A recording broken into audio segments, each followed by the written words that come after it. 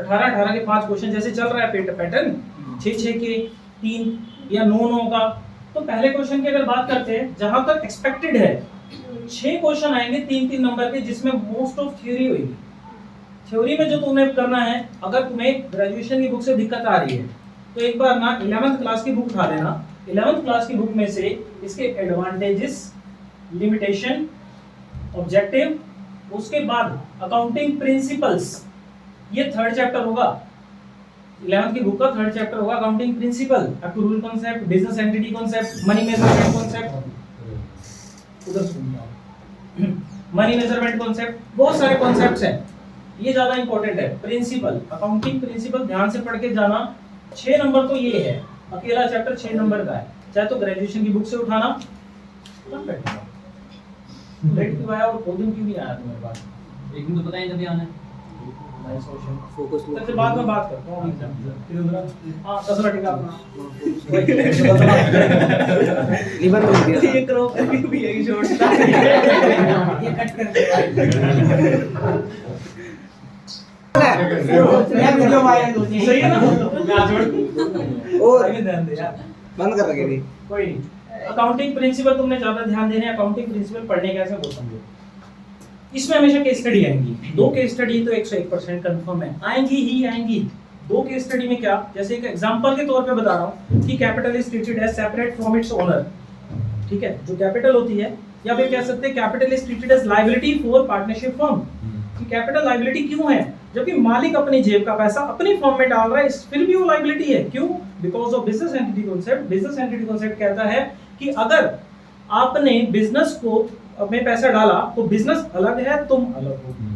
समझ आ गए? Because of business entity principle. Line लिख दी, यहाँ पे आपको 1 नंबर मिल गया। फिर 2 नंबर में पूरा बिजनेस एंटिटी कॉन्सेप्ट को एक्सप्लेन करना कि business and its owner separate from district और फ्रॉम ईच अदर, दोनों एक दूसरे से अलग माने जाते हैं। उसके बाद इसके एग्जांपल देने हैं। That why capital and drawing treated as separate as firm, मतलब फर्म से जो दोनों से अलग अलग मानी जाएंगी, कैपिटल भी और ड्राइंग भी। ठीक है। ऐसे दूसरा कि आपने एक क्वेश्चन लिख दिया, केस स्टडी दी, 2 किलो चावल खरीदे, 5 कुर्सियां खरीदी, 2 टेबल फैन खरीदे। ये रिकॉर्डिंग नहीं हो रही अकाउंटिंग में। कौन सा प्रिंसिपल लग रहा है? Money measurement. Money measurement principle के according only those transaction will be recorded which can be measured in term of money. जिन टर्म मेजर कर सकते हैं मनी में, उसी की रिकॉर्डिंग करेंगे, अदरवाइज रिकॉर्डिंग नहीं करेंगे। छोटा सा प्रिंसिपल। फिर मनी मेजरमेंट को एक्सप्लेन करना। एक केस स्टडी देगा, उस केस स्टडी पे आप प्रिंसिपल बताना पड़ेगा कि कौन सा एप्लीकेबल हो रहा है। ठीक है। 11th की बुक उठाओ, बड़े आराम से प्रिंसिपल समझ आ जाएंगे। इसमें थोड़े टिपिकल चले जाएंगे। नहीं है तो कहीं से अरेंज कर लो दोस्तों यारों से, यहाँ पे भी पड़ी है साथ वाले रूम में, फोटो खींच लेना, ग्रुप पे डाल देना, अपने आप खेलते रहना, जो भी करना है। पहला क्वेश्चन तो ये पूरा थ्योरी का दिखाई देगा। छोटे छोटे 3-3 नंबर के क्वेश्चन। एडवांटेजेस, लिमिटेशन पढ़ने कौन से चैप्टर के? फर्स्ट चैप्टर 11th की बुक। आगे समझ यहाँ तक।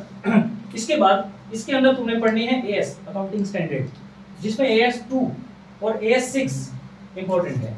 AS2 है इन्वेंट्री। इन्वेंट्री हम सबने पढ़ रखा है, किसी ने आधा, किसी ने पूरा, किसी ने बीच में अटका हुआ है। तो इन्वेंट्री वैल्यूएशन AS2 के अंदर होती है। AS2 को एक बार रीडिंग मार लेना, चाहे नेट से चाहे बुक से। AS2 को एक बार रीडिंग मार के जाना है। AS6 होता है डेप्रिसिएशन का, डेप्रिसिएशन पढ़ के जाना है। ये मोस्ट इंपॉर्टेंट है, सबसे ज्यादा यही पूछे जाते हैं। इसको आराम से पढ़ना।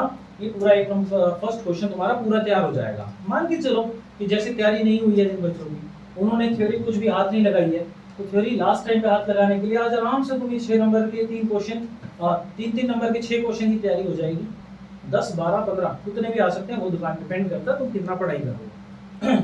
ये तो छोड़ो, आगे चलते हैं मेन पार्ट पे। स्टार्ट कर रहे हैं फाइनल अकाउंट। एक क्वेश्चन कंपलसरी 18 नंबर का, जिसके ऑप्शन में दिखाई देगा एनपीओ। जिन बच्चों ने एनपीओ में मेहनत करी, नजर मार लेना, ज्यादा मेहनत मत करना, फाइनल अकाउंट पे ज्यादा मेहनत करना। मेरा पर्सनल व्यू जो रहता है, क्योंकि एनपीओ में तुम घूम सकते हो। उसमें 3 टाइप के क्वेश्चन है। पहला, रिसिप्ट एंड पेमेंट से इनकम एंड एक्सपेंडिचर बनाना। दूसरा, इनकम एंड एक्सपेंडिचर से रिसिप्ट एंड पेमेंट बनाना। तीसरा, 2 बैलेंस शीट दी होंगी, दोनों बैलेंस शीट को यूज करके रिसिप्ट एंड पेमेंट और इनकम एंड एक्सपेंडिचर बनाना। वहां अटक सकते हो तुम अगर तीसरे टाइप का क्वेश्चन आ गया। फाइनल अकाउंट में एक ही टाइप है, चीजें ऊपर नीचे एडजस्टमेंट, बस। वो भी पूरा फॉर्मेट में एक्सप्लेन कर दूंगा। आज जाते ही फाइनल अकाउंट के 4 क्वेश्चन एक बार फॉर्मेट पढ़ के कुछ इंपॉर्टेंट एडजस्टमेंट बता दूंगा जो एग्जाम में पूछी जाती हैं। घर जाते ही ये 4 या 5 क्वेश्चन इसके अटेम्प्ट करो, 18 नंबर अपने हाथ में लो।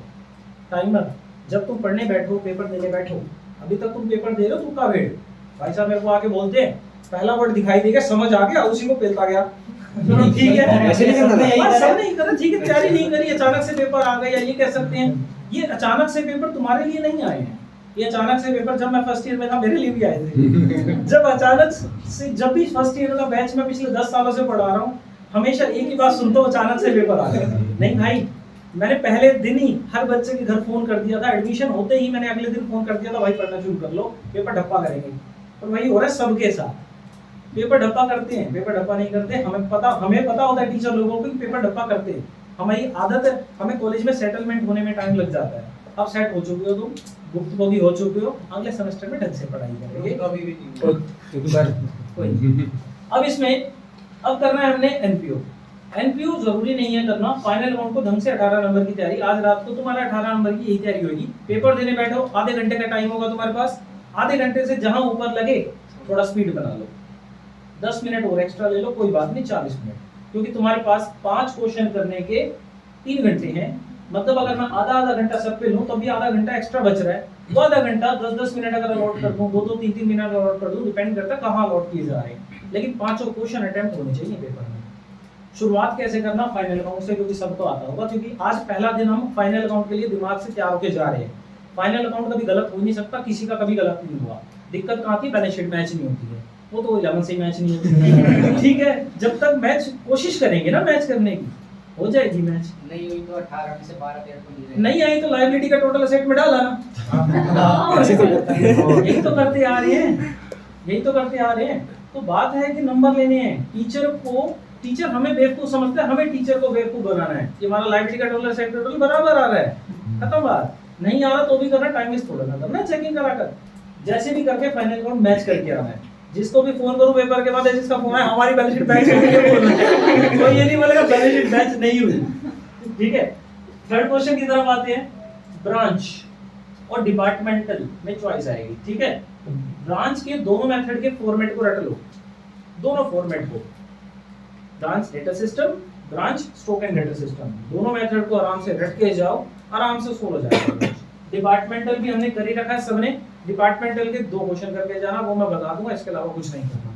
2 क्वेश्चन डिपार्टमेंटल के, 4 क्वेश्चन ब्रांच के, ये हम कल सुबह करेंगे। इसके बाद चौथा आता है, 5वां कर लेते हैं पहले, लीज। लीज में ऑपरेटिंग लीज का 1 क्वेश्चन जो हमने परसों करा था, फाइनेंशियल लीज का 1 क्वेश्चन जो हम कल करेंगे, दोनों का एक क्वेश्चन कर जाना, आराम से अटेंड कर जाएगा। पता नहीं आज मतलब चला गया बहुत जल्दी। कब है? यार अब इसके बाद फोर्थ एक रह गया, डेप्रिसिएशन, इन्वेंट्री। ठीक है, वो एक्चुअल में क्या सीन है, इसमें और इसमें क्वेश्चन नंबर 1 और 4 जो लिखे हैं मैंने, पैटर्न ऊपर नीचे भी हो सकता है एक आधा क्वेश्चन का, हो सकता है डेप्रिसिएशन इसके साथ घुस जाए बीच में 3-3 नंबर के 2, हो सकता है इन्वेंट्री इसके अंदर बीच में घुस जाए 3-3 नंबर के 2। सारा कल कवर करने की कोशिश करेंगे, जितना भी मैक्सिमम निपटा पाएंगे हम। तो आज हमने स्टार्ट करना है फाइनल अकाउंट से।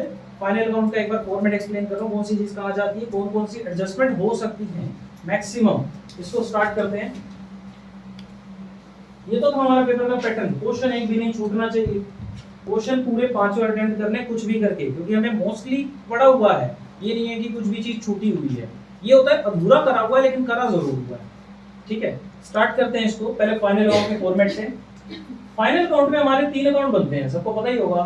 पहला trading and profit and loss account, नीचे लिखना है फॉर द ईयर एंडिंग।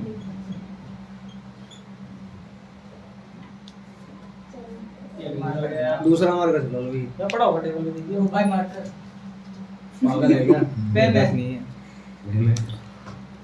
चलो, ये हो गया हमारा ट्रेडिंग। यहाँ बन गई बैलेंस शीट, फॉर्मेट हमें पता है, ये ग्रीन वाले यूज कर लो ना। वो उसमें अमाउंट डालूंगा यार, लायबिलिटी एसेट, आगे समझ। अब इसके अंदर फिलअप कैसे करना होता है, सबसे पहले हम डालते हैं यहाँ पे ओपनिंग स्टॉक, इसके बाद क्या डालते हैं परचेज, और उसके बाद इसमें कुछ एडजस्टमेंट आएंगे। ठीक है, डायरेक्ट एक्सपेंस, सेल्स, इसमें कुछ एडजस्टमेंट आएगी, क्लोजिंग स्टॉक, बैलेंस करके जीपी, ग्रोस प्रॉफिट को नीचे शिफ्ट किया। यहाँ पे अगर कोई इनकम आ जाती है, rent received, commission received, discount received, कुछ भी रिसीव्ड, कोई भी इनकम आ जाती है तो क्रेडिट साइड में, डेबिट साइड में सारे इनडायरेक्ट एक्सपेंसेस बैलेंस करके यहाँ निकलेगा नेट प्रॉफिट। बैलेंस शीट की में सबसे पहले लिखनी है कैपिटल, माइनस करनी है इसमें से ड्राइंग, ऐड करना है इसमें नेट प्रॉफिट जो वहां से निकलेगा, टोटल शिफ्ट कर देंगे बाहर। आगे समझ।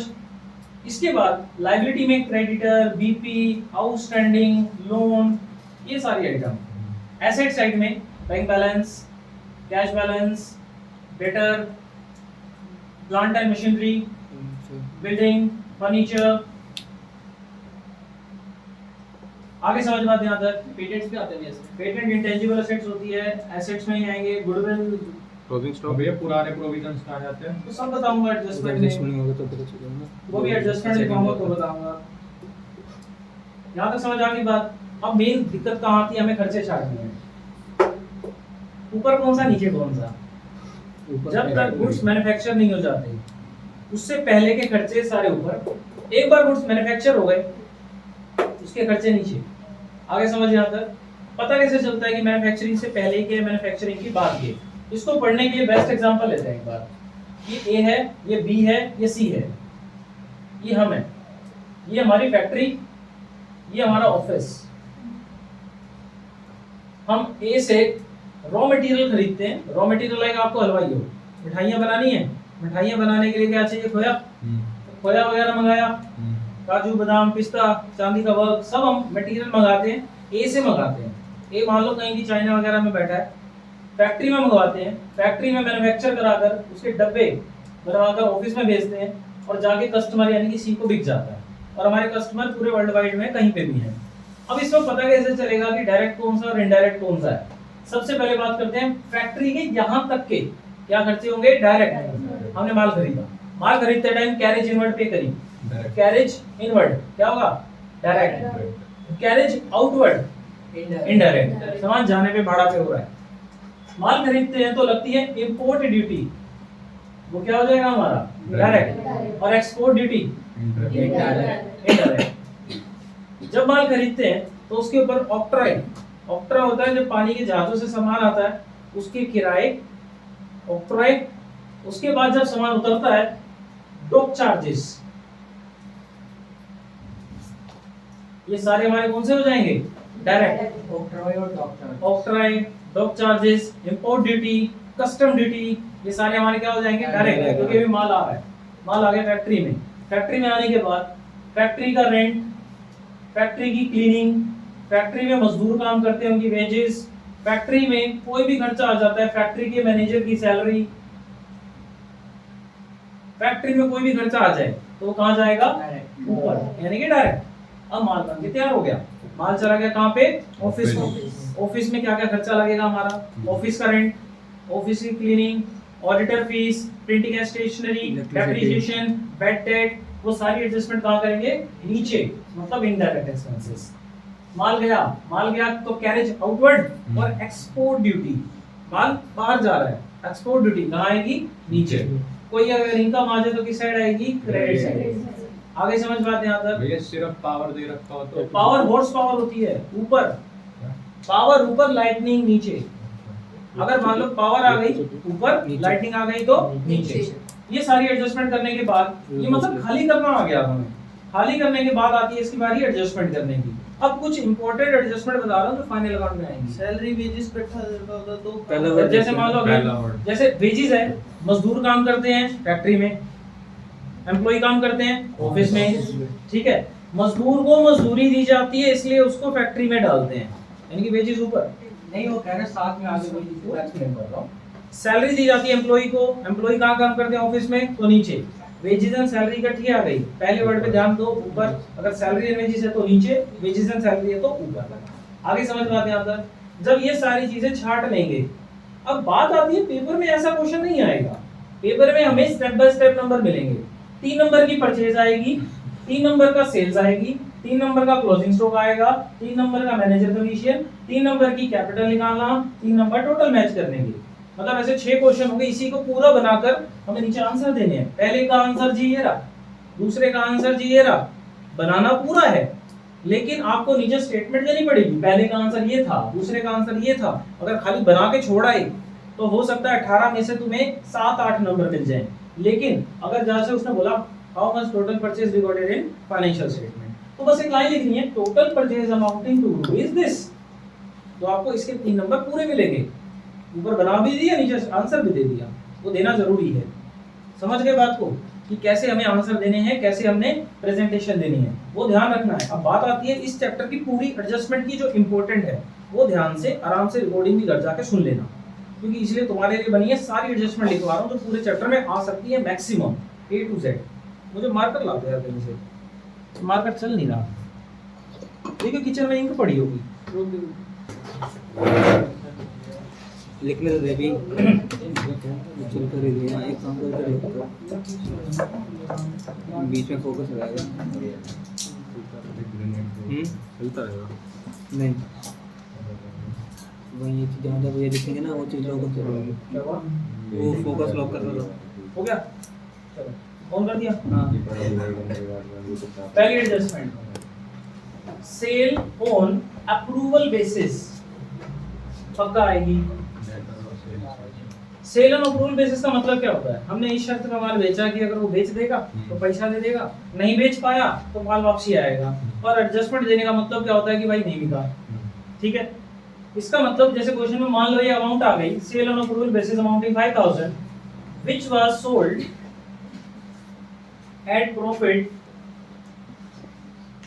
Of 25% on cost. 25% कॉस्ट पे उस माल को बेचा था, कॉस्ट पे है ना, तो 5000 का पहले 25 बाय 125 करके अमाउंट आ गई 1000। मतलब 5 का माल 1000 प्रॉफिट पे बेचा था, उसकी कॉस्ट क्या थी 4000। आया समझ? एडजस्टमेंट पक्का आएगी, हर साल आती है। ट्रीटमेंट क्या होता है इसका? 4000 रुपए को यानी कि कॉस्ट प्राइस को दोनों जगह क्लोजिंग स्टॉक में ऐड कर देंगे। क्लोजिंग स्टॉक दो जगह आता है, पता ही होगा कहाँ कहाँ? एडजस्टमेंट में तो 2 जगह आता है। एडजस्टमेंट नहीं आएगा, दो जगह आएगा। कहाँ का? Trading credit Assets। दोनों जगह 4000 ऐड और 5000 सेल्स और डेटर में माइनस। समझ आ गई बात? लोड को मैंने हटा दिया, उसमें से लोड आया 1000 का, कॉस्ट प्राइस आया उसका 4 का, कॉस्ट प्राइस को दोनों जगह क्लोजिंग स्टॉक में ऐड, 5000 यानी सेल प्राइस को सेल और डेटर में माइनस कर देंगे। नेक्स्ट नंबर 2, नंबर 2 पे एडजस्टमेंट आती है हमारी, purchase include 10000 purchase of machinery and 2000 wages paid on it, debit to wages account। Basically एक 10,000 की मशीन खरीदी थी, 2,000 उस पे वेजेस पे करी थी, उसको हमने परचेज को परचेज में डाल दिया, वेजेस को वेजेस में डाल दिया, लेकिन ये दोनों अमाउंट कहाँ जानी चाहिए थी? मशीन में। तो उसको क्या करेंगे? 10,000 को परचेज में माइनस कर देंगे और मशीन में ऐड कर देंगे, और उसके बाद 2000 को वेजेस में माइनस कर देंगे और मशीन में प्लस कर देंगे। आगे समझ बात? परचेज में माइनस क्यों? क्योंकि परचेज में परचेज ऑफ गुड्स इंक्लूड होती है, ना कि परचेज ऑफ मशीन। तो मैंने जो 10,000 है परचेज में डालनी चाहिए थी, नहीं डालनी चाहिए थी? नहीं डालनी थी, ये तो मशीन में ऐड होनी थी। तो गलती से हमारी परचेज में डल गई, तो परचेज से हटानी पड़ गई, मशीन में डालनी पड़ गई। 2000 रुपए वेजेस मशीन में डालनी थी, वेजेस में डाल दी, वेजेस में हटानी पड़ गई, मशीन में डालनी पड़ गई। इसके बाद नंबर 3 एडजस्टमेंट, सबसे इंपॉर्टेंट, बार बार बोल रहा हूँ, आएगी ही आएगी। क्या है? Bed date, provision for bed date.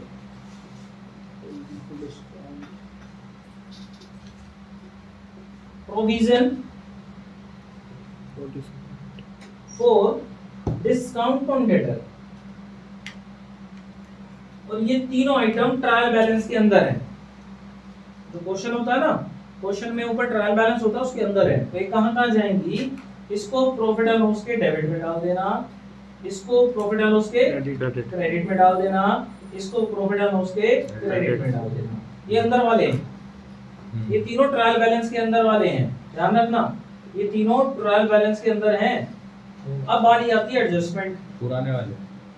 अब बारी आती है एडजस्टमेंट की, पुराने वाले ये पुराने वाले, अब बारी आती है एडजस्टमेंट की यानी कि नए वाले। अब इसकी एडजस्टमेंट कैसे करनी है? पहली क्वेश्चन में बोल देगा bad debt, further bad debt 10,000, provision for discount on debtor 2%, provision for bad debt PDD या प्रोविजन फॉर डाउटफुल डेट ये दे रहेगा 5%, और डेटर जो हमारे पास क्वेश्चन में दे रखे होंगे 50,000 के एसेट साइड में दे रखे हैं पहले से। तो पहले तो ये डेटर को सेट्स में दिखा रखे हैं आपने। सीक्वेंस कुछ भी हो, हमने सीक्वेंस रटना है, चाहे हाथ पे लिख लो, चाहे पेपर बोर्ड पे लिख लो, चाहे कहीं पर जी लिख लो, चाहे दिमाग पे छाप लो, सीक्वेंस यही रहना चाहिए। क्या?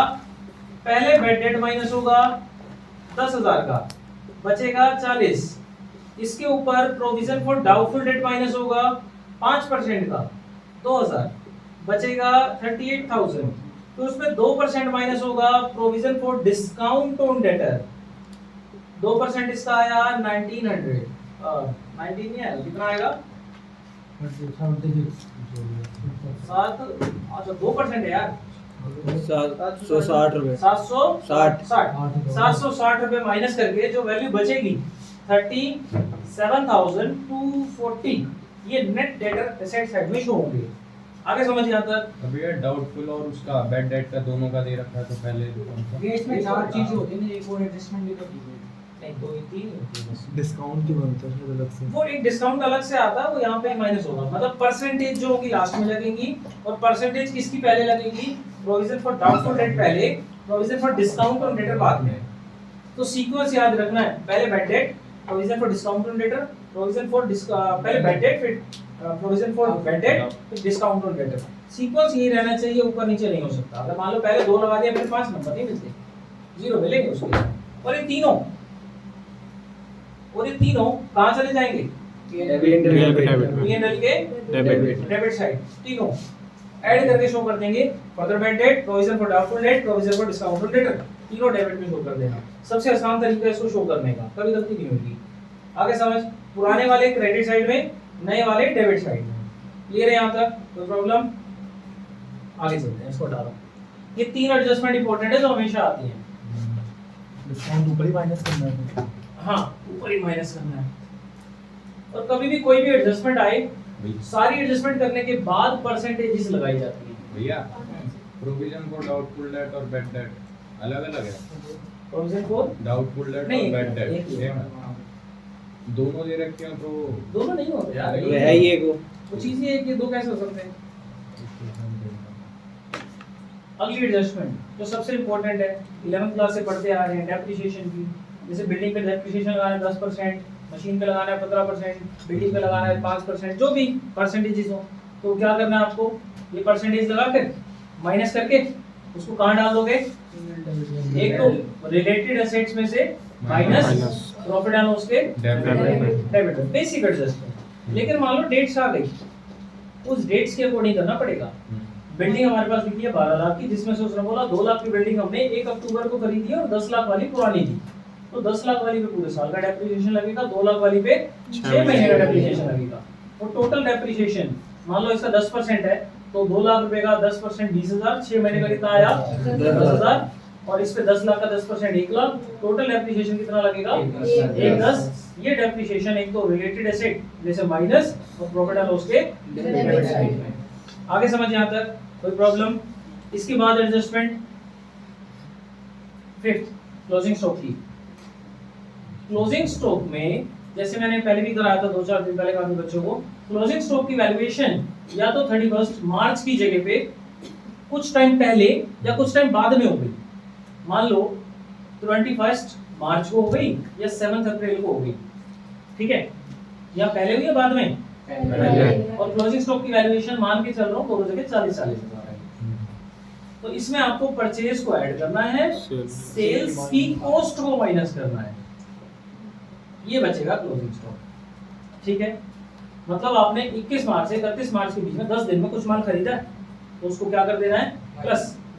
कुछ माल खरीदा, माल बढ़ गया प्लस, और कुछ माल बेचा है, उसको क्या कर देना है माइनस। लेकिन उसकी सेल प्राइस को नहीं, उसके कॉस्ट प्राइस को। लोड निकाल के माइनस करेंगे। लोड निकाल के माइनस कर देंगे। जैसे एग्जांपल के तौर पे 5000 का माल हमने बेचा था, उस पे 1000 का प्रॉफिट कमाया था, मतलब उसकी कॉस्ट क्या थी 4000। और 4000 माइनस होगा यहाँ पे, ना कि 5000।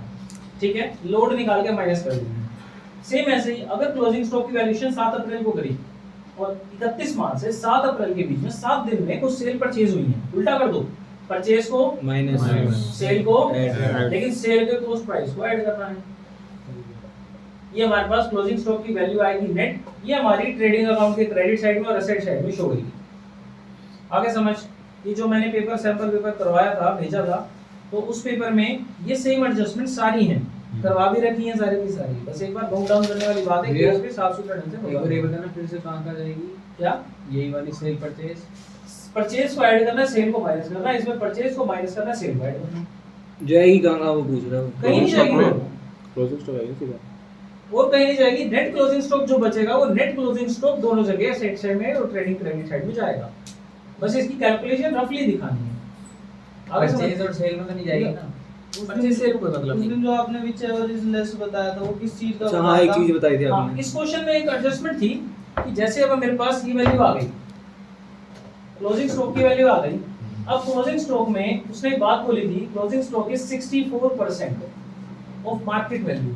तो मार्केट इसका 64% निकाला और क्वेश्चन में मार्केट वैल्यू दी हुई थी, दोनों में जो कम होता है उस पर लेते हैं, which ever is less. Question try करना, वो दे रखा है, मैंने समझा भी रखा इससे है। बताना क्या? जैसे अब इसको कैलकुलेट करके मेरे पास वैल्यू आ गई 50,000, ठीक है। उसने बोला कि क्लोजिंग स्टॉक जो है वो 80% पे काउंट कर रहा है, मतलब 20% तो खराब होगा, तो उसकी वैल्यू क्या रख रही है मेरी 40,000, लेकिन उसकी मार्केट वैल्यू क्वेश्चन में दे रखी है 37,000। दोनों में कम कौन सा है? 37,000। तो क्लोजिंग स्टॉक की वैल्यूएशन 37 करके वो दोनों जगह हो जाएगा। कैलकुलेट ऐसा करते क्यों है? प्रूडेंस कॉन्सेप्ट, अगेन इसका केस स्टडी आ सकती है। According to which concept? Closing stock value market price और purchase price whichever is less. तो आपको लिखना है according to prudence concept. Future के लॉसेस को पहले से कवर करके चलते हैं।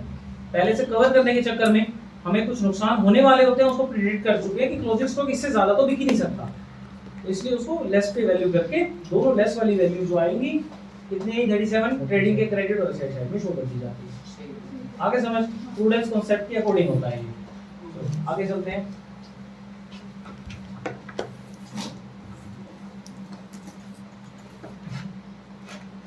ये सारी ऐसी एडजस्टमेंट है जो पेपर में आएंगी A to Z सारी दिखाई देंगी, क्योंकि डेप्रिसिएशन तो हमेशा आता है।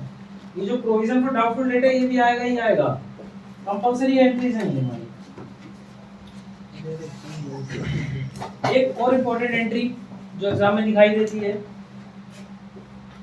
5th, गुड्स के साथ छेड़छाड़। नंबर बदल दो। गुड्स के साथ छेड़छाड़ मतलब आपने गुड्स चैरिटी में दे दिए, आपने गुड्स घर उठा के ले गए, गुड्स जल गए और उसका इंश्योरेंस मिल गया। चोरी हो जाना भाई लॉस बाय थेफ्ट हो जाएगा। फ्री सैंपल में बांट दिए। इन सब केसेस में आपके गुड्स मतलब आपकी मिठाइयां जो जा रही हैं उसके बदले में पैसा नहीं आ रहा है। ये 4 रीजन या और भी रीजन हो सकते हैं जब गुड्स जाते हैं और बदले में पैसा नहीं आता है। पैसा आता तो अच्छी बात होती, नहीं आ रहा है तो उसका ट्रीटमेंट क्या होता है? चैरिटी दान में दे दिए। एक तो परचेज में माइनस, प्रॉफिट एंड लॉस के डेबिट में चैरिटी के नाम से शो कर देंगे टू चैरिटी। परचेज में माइनस, कैपिटल में माइनस क्योंकि ड्राइंग है। लॉस बाहर 10,000 का माल जल गया, 10,000 को परचेज में माइनस, प्रॉफिट एंड लॉस के डेबिट में दिखा देंगे 10,000 लॉस बाहर के नाम से। इसमें 6,000 इंश्योरेंस क्लेम मिल गया तो 6,000 का insurance claim profit and loss credit side insurance company के नाम से और एसेट साइड में भी इंश्योरेंस कंपनी के नाम से। देन फ्री सैंपल ये पीएनएल में 4 नहीं आना चाहिए। डाल ले तेरे दिल करे तो। मैंने डेबिट में 10 दिखाया, क्रेडिट में 6 दिखाया, अच्छा वो लड़का डिफिकल्ट है। अब पेपर में क्या होता है भाई, सब बच्चे तेरे जैसे इंटेलिजेंट नहीं बैठे। बात को समझ, अगर मैं डिटेल में चला गया ना तो बच्चे सोचेंगे यार ये एडजस्टमेंट तो 3 जगह गई। बेसिकली एडजस्टमेंट जाती 3 जगह है, ऊपर माइनस करते हैं 10, नीचे डालते हैं 4 6, नीचे डालते हैं 4, सेट में दिखाते हैं 6, 3 जगह गई लेकिन होती है 4 जगह ही है। मैं 4 जगह इसलिए बार बार इसलिए टुकड़े करके बताता हूँ एडजस्टमेंट को, ताकि तुम्हें पता लगे हर चीज 2 जगह जा रही है। अगर तुम एक जगह डाल रहे हो तो गलती कर रहे हो। तो मेरे को अपने तरीके से कराने थे, तेरा सीए वाला पेपर नहीं है ये। नहीं मैं कंफ्यूज हो गया। हाँ अब समझ आ गया ना। हाँ। तो एक्चुअल में क्या, एक्चुअल में 11th क्लास से लेकर ग्रेजुएशन तक के सीए तक क्या दिखाते हैं, 10,000 डेबिट में दिखाते हैं, उसमें 6 माइनस करके 4 नेट इफेक्ट दिखाते हैं।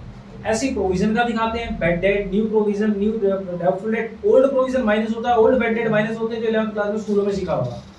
तो क्या करते हैं, पेपर में गलती हो सकती है, मान लो न्यू प्रोविजन में से ओल्ड प्रोविजन माइनस किया, आंसर माइनस में आ गया, तो पूरा ट्रीटमेंट क्रेडिट में शिफ्ट हो जाता है, वह कटिंग हो जाती है, नंबर कट जाते हैं। तो बेटर है ओल्ड प्रोविजन क्रेडिट में रहने दो, न्यू प्रोविजन डेबिट में रहने दो, कभी गलत हो ही नहीं सकता, आंसर कभी गलत आ ही नहीं सकता। तो हमेशा न्यू प्रोविजन को डेबिट में, ओल्ड प्रोविजन को क्रेडिट में, इन तरीकों से करो, सारे आंसर साफ सुथरे ढंग से कटिंग बिना सारे आंसर आ जाएंगे। ठीक है, कुछ तरीके होते हैं प्रेजेंटेशन कैसे देनी बिना कटिंग के।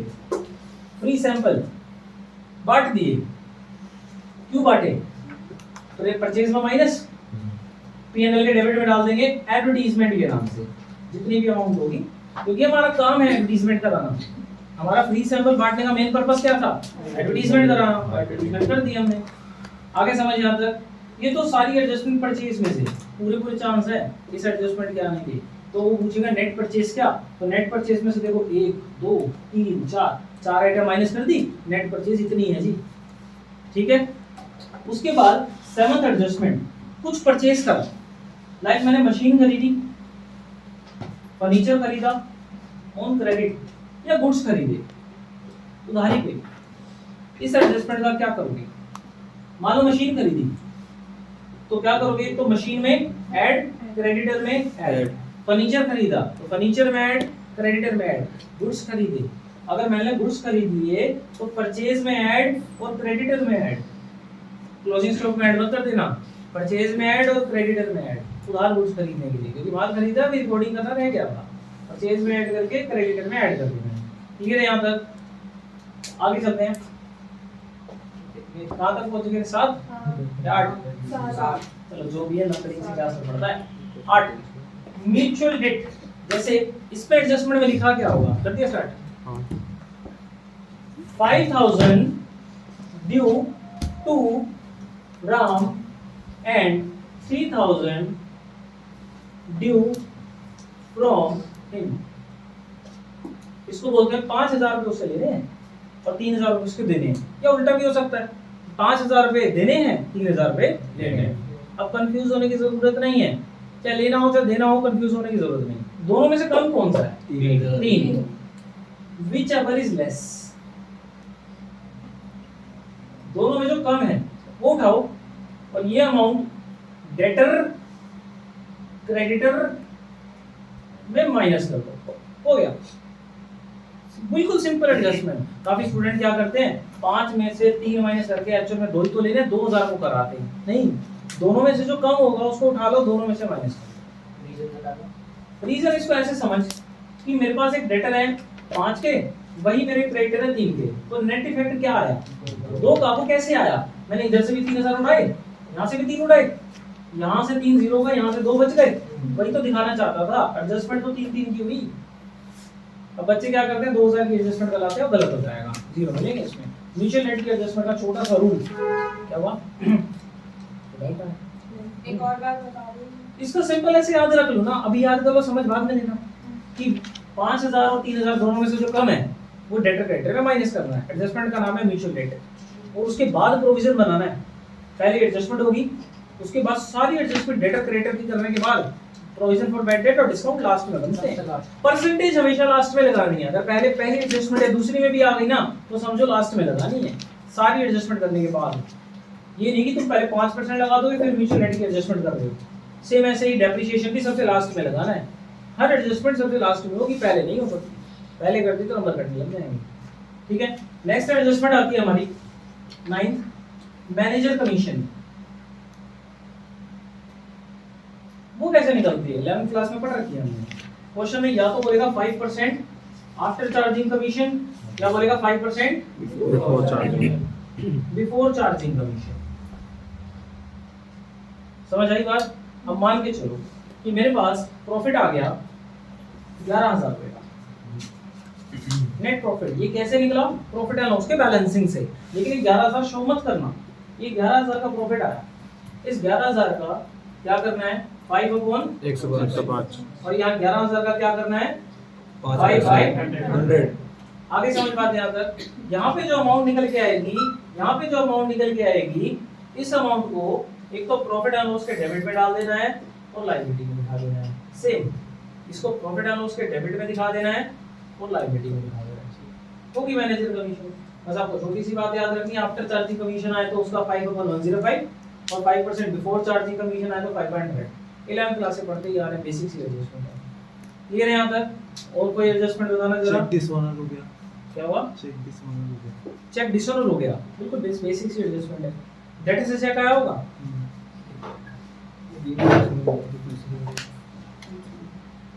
अरे इसको एडिट कौन करेगा इतनी वीडियो?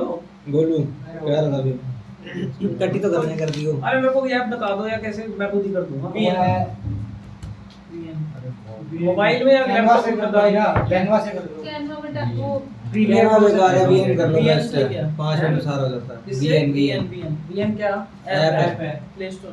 प्ले स्टोर पे अवेलेबल है। हां अगर मैं मोबाइल में ही वीडियो डालूं और वो डालूं, अपने कट मार कर बीच में क्रॉप कर सकता हूं। हां सब कर सकते हो. फ्री है. प्रीमियर प्रो से कर लो वरना। किसे? Premiere Pro. पता नहीं। भैया की जेब के अकॉर्डिंग बता रहा है क्या? फ्री में आएगा भाई, मैं यूज कर Rest रहा कर हूं। लो. हाँ, अभी घर जाके कोशिश करता हूँ डालने पेमेंट बढ़ा है की। लेकिन। पेपर आ रहे हैं बच्चे। नहीं मैं तो लैपटॉप पे यूज करता हूं। लैपटॉप में आसान है या मोबाइल में आसान है? लैपटॉप में से लो।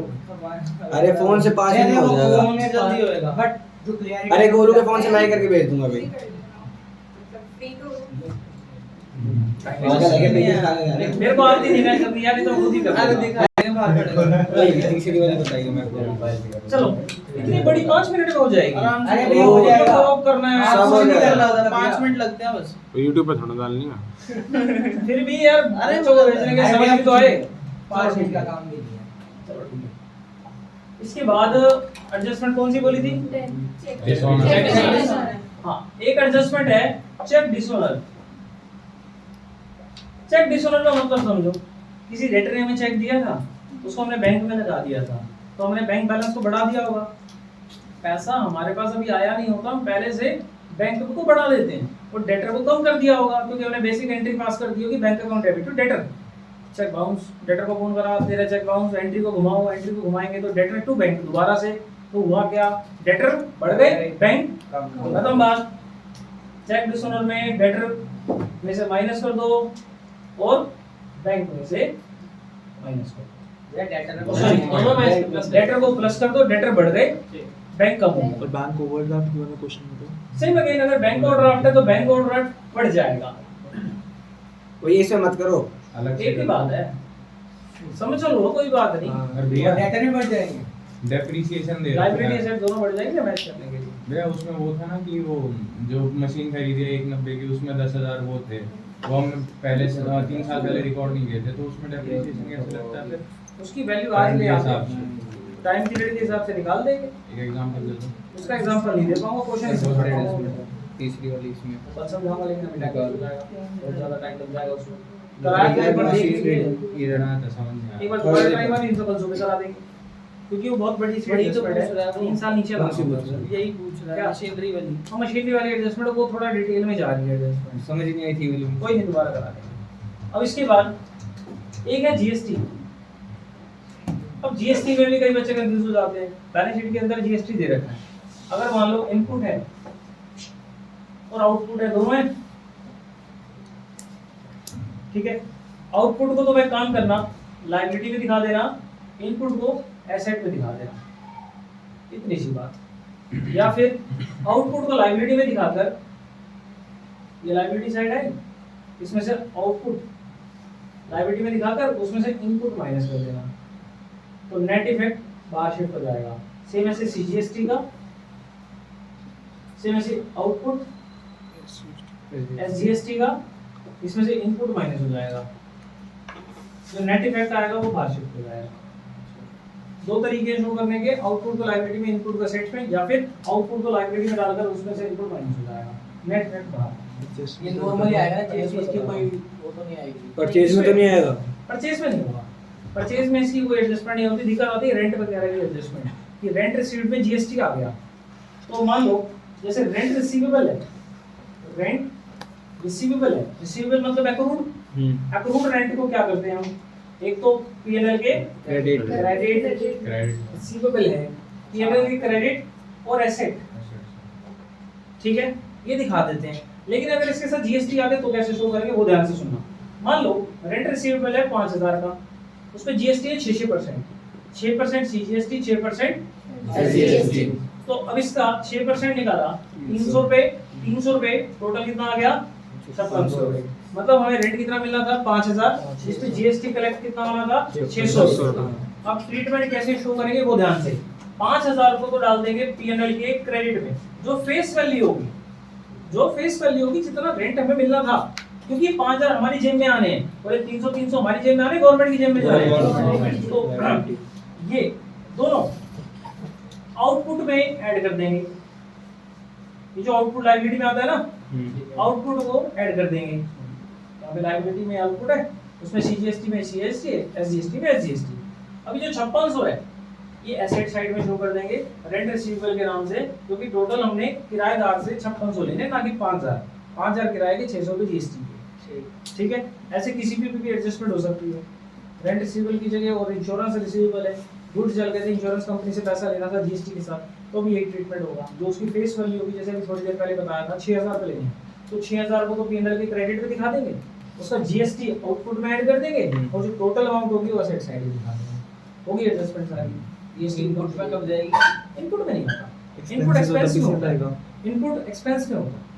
अगर रेंट पे करना हो तो हाँ, अब जैसे रेंट पेबल है, रेंट पेबल है, उसके ऊपर जीएसटी है, सेम ट्रीटमेंट। 5000 रुपए रेंट देना था, 300 रुपए का सीजीएसटी, 300 रुपए का एसजीएसटी, टोटल 5600 रुपए पे कर रहे हैं हमने, ठीक है। ट्रीटमेंट एक तो रेंट में ऐड कर देंगे आउटस्टैंडिंग रेंट के नाम से, कितने 5000, ये इनपुट है, और इनपुट का क्या बताया था मैंने, बताना आउटपुट में से माइनस, तो इसका क्या करना है, आउटपुट में से माइनस कर देंगे, कितना, आउटपुट में से ये 300 माइनस, आउटपुट में से ये 300 माइनस, और लायबिलिटी साइड में 5600 दिखा देंगे आउटस्टैंडिंग है। लायबिलिटी में या एसेट में? लायबिलिटी में पे करना है, ऊपर रिसीव हो रहा था, हाँ ऊपर रिसीवेबल था, नीचे पेबल है। तो ये जो करेंगे ये एसेट में करेंगे, क्या? जो ऊपर माइनस कर रहे हैं वो भी लायबिलिटी होगा। अरे यार देख, हाँ, ये भी liability है। लायबिलिटी होती है। इन आउटपुट आता ही लायबिलिटी में। अरे आएगा भैया वो वाली डिटेल में नहीं आता। भैया आउट जो एम्प्लॉय जो है लायबिलिटी में ऐड बिजनेस करते की बिल्डिंग हैं, लायबिलिटी में आउटपुट को कॉलम बनाएगा ना, तो उनमें आउटपुट में ऐड करता जाएगा। ये फर्क नहीं आता। इतना आएगा भी नहीं। कितनी रहेगी? एक दो वैसे जीएसटी आता है क्या भैया? नहीं, चार्ज कम, मेन पहली एडजस्टमेंट जाती है। एक ये जो एडजस्टमेंट करा रहा हूं ये मोस्टली आ जाती है। क्या होता है, तुम्हारे पास वेजेस दी हुई है नेट 10000 की, वेजेस कहाँ की है, ऊपर है नीचे, ऊपर डाल दी। अब वेजेस के ऊपर एक एडजस्टमेंट आ गई, वर्कर जो हैं वो फैक्ट्री की बिल्डिंग में रहते हैं, और उनसे हम 1000 रुपए रेंट के काट लेते हैं और उनको नेट वेजेस पे करते हैं 10000 रुपए। एडजस्टमेंट समझ आ गई? हमने वेजेस कितनी पे करी वर्कर को 10000, और उसमें बोला हमारी बिल्डिंग में वर्कर रहते हैं, वर्कर की सैलरी यानी वेजेस में से हम 1000 काट लेते हैं और नेट उनको डिपॉजिट कराते हैं। उसमें से क्या करना है, अगर ये ना कटते तो उनकी वेजेस कितनी होगी 11। तो ये 1000 को दो जगह डालना है। कहाँ एक तो वेजेस में ऐड कर देना है, और प्रॉफिट एंड लॉस के क्रेडिट साइड में रेंट के नाम से दिखा देना है, रेंट ऑफ बिल्डिंग 1000 रुपए। क्रेडिट में क्यों किया भैया? क्योंकि हमारे लिए वो रेंट आ रहा है बिल्डिंग का, हमारी बिल्डिंग का रेंट रिसीव हो रहा है। समझ रहे? दोबारा से बताओ। फोन पे बात कर ली पापा का था। किसके? मेरे ये दो पे में जा रहा है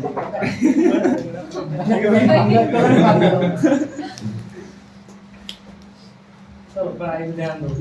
वेजेस कितने पे करी हमने 10000, वेजेस में से हमने 1000 रुपए माइनस करे थे वर्कर के रेंट के नाम के, कि जैसे ये समझो तुम सब एक फैक्ट्री में मजदूर हो, दिहाड़ी लेने आए महीने के एंड में नहीं पढ़ोगे नहीं होगा।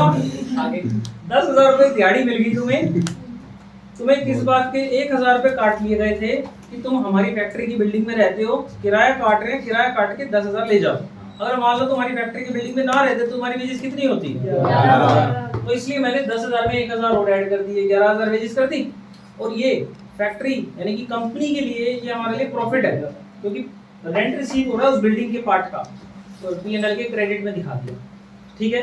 और उसके बाद इसमें एक एडजस्टमेंट और आती है कि उसके सैलरी से पीएफ काट दिया हमने 200 रुपए का,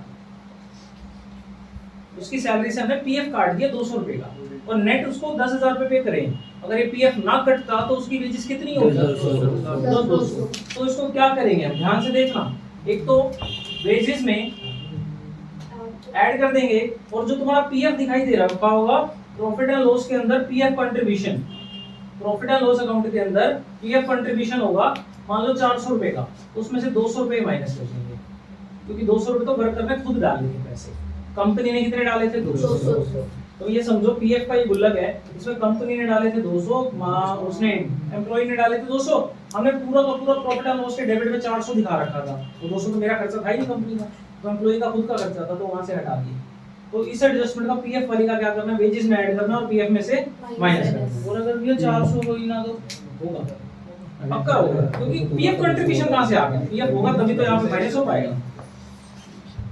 भैया पीएफ लायबिलिटी नहीं आता। पीएफ लायबिलिटी में आता है, बिल्कुल सही बात। क्या होता है कि कंपनी ने 4-5 सालों से उनका पीएफ कंट्रीब्यूट कर रही है, पीएफ में टोटल 5,000 इकट्ठे करे हुए हैं, इस साल कंपनी ने 400 रुपए खो डाले हैं, तो वो 400 रुपए P&L के डेबिट में आते हैं। ठीक है। अब पता कैसे चलता है ये हमारा लायबिलिटी वाला पीएफ है या फिर P&L के डेबिट वाला पीएफ है? अगर पीएफ का बैलेंस क्रेडिट में है तो पीएफ को बैलेंस है, वो लायबिलिटी में जाएगा। अगर पीएफ डेबिट में है, प्रोविडेंट फंड कंट्रीब्यूशन उस क्वेश्चन में है, वो पीएफ कंट्रीब्यूशन डेबिट में है, डेबिट में है तो कहां जाएगा? प्रॉफिट एंड लॉस के डेबिट में। क्रेडिट में है तो लायबिलिटी में जाएगा, डेबिट में है तो P&L के डेबिट में बैलेंस की वो खाली डेबिट के ना जो तो होगा, तो वो करंट ईयर का कंट्रीब्यूशन नहीं है, ये समझ। तो वो डेबिट ही हो गया। हाँ, डेबिट ही हो गया। करंट ईयर का कंट्रीब्यूशन मतलब डेबिट बैलेंस है। आगे समझ, पूरे फाइनल अकाउंट की सारी एडजस्टमेंट कंप्लीट है। एक और allowance to customer of selling price already adjusted while invoicing. ये तो ब्रांच में है। क्या पढ़ रहे? हाँ भैया अलाउंस और अलाउड वाला ये बता ये दो। ब्रांच में है भाई। ब्रांच में कैसे कैसे अलाउंस? अलाउंस डिस्काउंट होता है, डेटर को डिस्काउंट दे दिया, डेटर में माइनस P&L के डेबिट में। अलाउंस टू कस्टमर वो डिस्काउंट होता है एक और तरीके से। अलाउड वही डिस्काउंट अलाउड एक बात है। पेटेंट माइनस डिस्काउंट अलग अलग अलाउंस अलाउड है, डिस्काउंट अलाउड है।